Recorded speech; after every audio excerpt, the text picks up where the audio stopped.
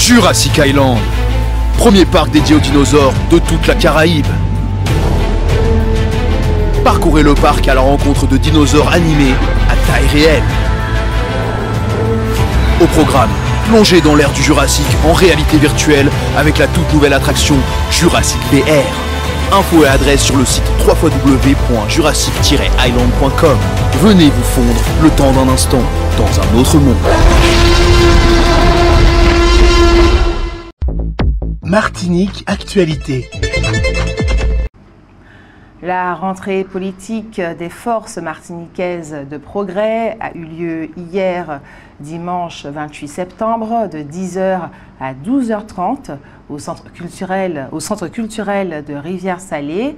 Le secrétaire général de ce parti, résolument opposé à l'autonomie, est Miguel Laventure.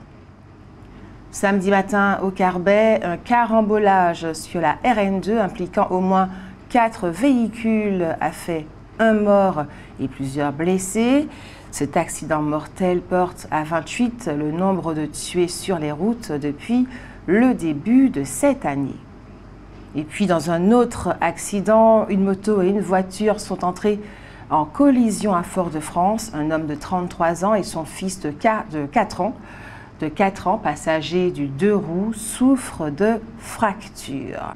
Un homme grièvement blessé lors d'une fusillade qui a eu lieu à Bocanal à Fort-de-France est décédé samedi matin après son transfert à l'hôpital.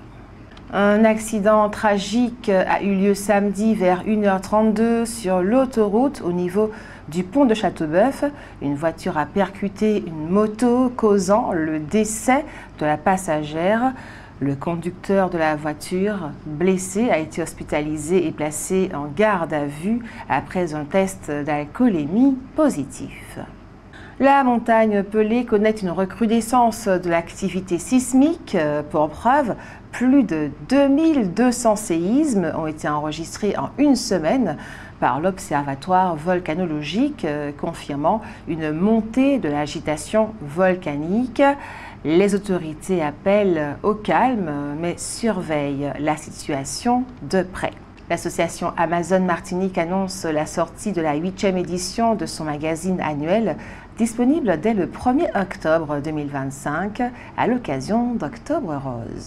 Depuis 2018, Amazon a su bâtir la Fédération Amazon, qui regroupe désormais 7 associations territoriales en mesure de porter une voix commune et forte pour les femmes des Outre-mer touchées par le cancer. Avec plus de 1000 ateliers de soins de support organisés chaque année, l'association et ses relais offrent un accompagnement précieux et constant aux patientes.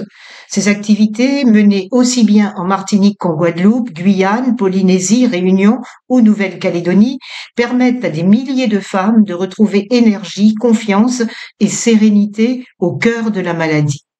Le magazine 2025 s'attache à raconter cette réalité.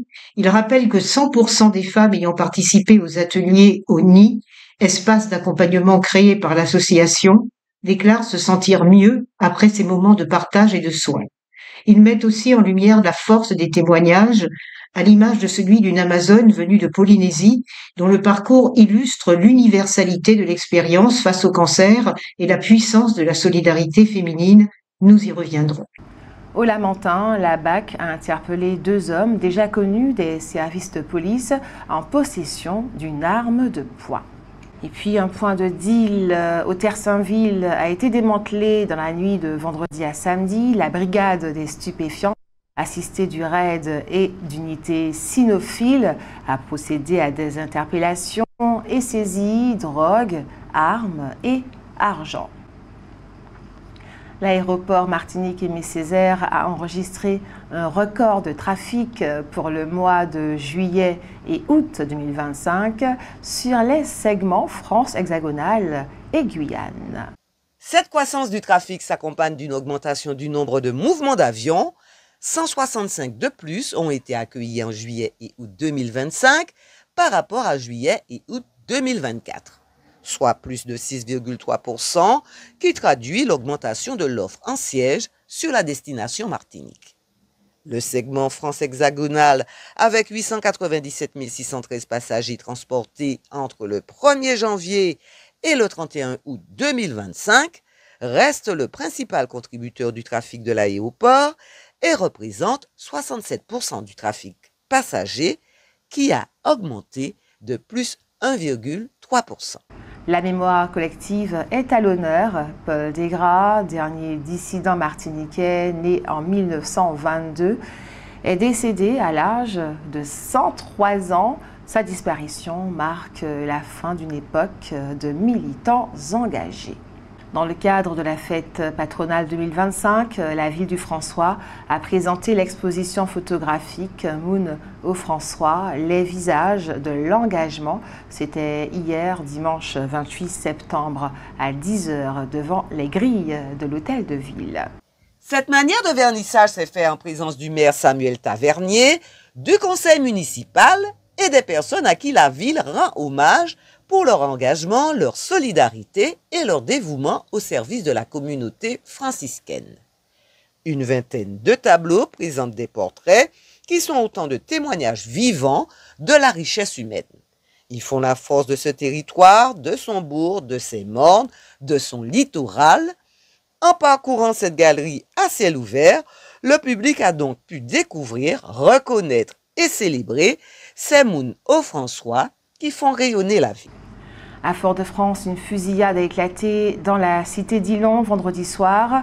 Une vingtaine de douilles ont été relevées. Aucun blessé n'a été signalé pour le moment. Les forces de l'ordre mènent l'enquête. Toujours dans la capitale, un homme de 22 ans a été blessé par balle dans le centre-ville vendredi soir. Il a été pris en charge au CHUM. Son pronostic vital est engagé. Une enquête est là aussi en cours. Dans le domaine social, le conseil communautaire de Cap-Nord s'est réuni au Marigot avec les représentants de la SOR pour débattre de la situation de l'eau dans le Nord. La grève du personnel devrait se terminer aujourd'hui et donc l'eau devrait recommencer à couler dans les robinets. Vous avez maintenant la parole dans votre avis-compte. La question: avez-vous l'impression de vivre dans un pays pauvre? C'est à vous. Outremernews.fr, le site de l'actualité Outre-mer, 24 heures sur 24 et 7 jours sur 7. Retrouvez la chaîne Outremer News sur YouTube.